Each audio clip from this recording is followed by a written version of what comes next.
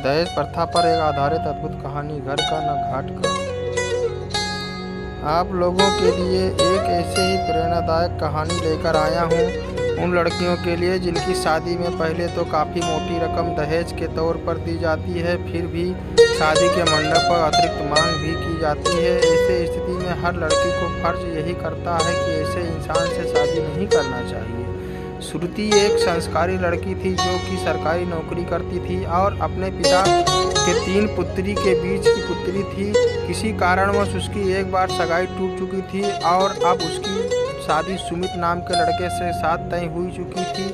सुमित के पिताजी सरकारी विद्यालय में बाबू के पद पर कार्यरत थे और वे अपनी लड़की की शादी अच्छे संस्कारी परिवार में कर चुके थे और वह श्रुति की बारी थी। श्रुति की शादी में भी उन्होंने अच्छा खासा दहेज खर्च किया, इंतजाम कर रखा था, किंतु इधर सुमित और दहेज की चाहत रखता था और उसकी मम्मी उसके योजना बनाया कि कन्यादान के दौरान दहेज की श्रुति के पापा से मुँह मांगी रकम मांग लेंगे, क्योंकि श्रुति एक बार रिश्ता पहले टूट चुका था और यह मांग उनके लिए जन्म और मरण का सवाल हो जाएगा। समाज के आगे अपनी मान सम्मान बरकरार रखने के लिए उनकी मांगों को श्रुति के पापा पूरा कर देंगे। समय आते ही श्रुति की शादी का दिन आ गया। बड़े ही धूमधाम से शादी की सभी रस्में संपन्न की गई, लेकिन जैसे ही कन्यादान का समय आया, सुमित ने अपनी पूर्व योजना के अनुसार अपने दोस्तों के सामने अपनी शान शौकत को दिखाने के लिए श्रुति के पिता से डिजाइनर कार और 10 लाख रुपए की मांग कर दी। श्रुति ने जैसे ही यह बात सुना तो उसके पैरों के नीचे जमीन खिसक गई, उसकी कान फटे के फटे रह गए।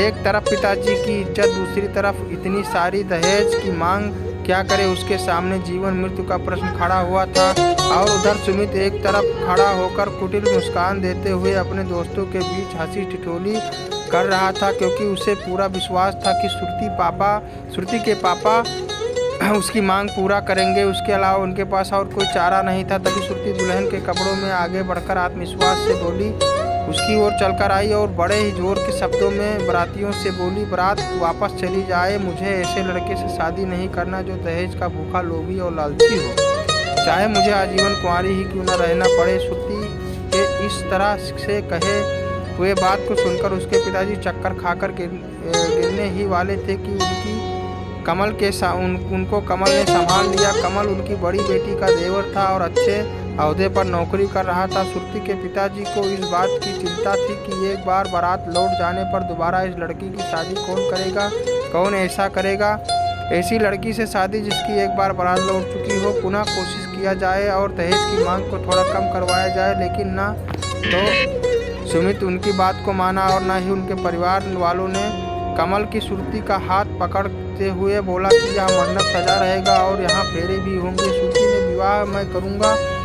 किसी लेन देन के विवाह का मुहूर्त टला नहीं था, इसीलिए पंडित जी ने निर्देशानुसार फिर से शादी की रस्में, कन्यादान और फेरे शुरू करवा दिए। श्रुति को भी बहुत खुशी थी, क्योंकि उसे कमल के रूप में ऐसे जीवन साथी मिल रहा था जो दहेज का लोभी नहीं था और समाज के बीच में उसने उसके पिता के मान सम्मान को लाज रखी। और इधर सुमित अपनी आंखों से सारा नज़ारा देख रहा था। रुके या फिर जाए, सारे बाराती उस पर थू कर रहे थे और नौकरी वाली लड़की मिल रही थी। इससे धन की इतना लोभी नहीं होना चाहिए। सुमित अपनी योजना को कामयाब न होते हुए देखकर यही सोच रहा था। न तो वह घर का रहा और न ही घाट का रहा, किंतु श्रुति को घर और वर दोनों ही मिल चुके थे। धन्यवाद दोस्तों। यदि आपको ये कहानी अच्छी लगी हो तो प्लीज़ लाइक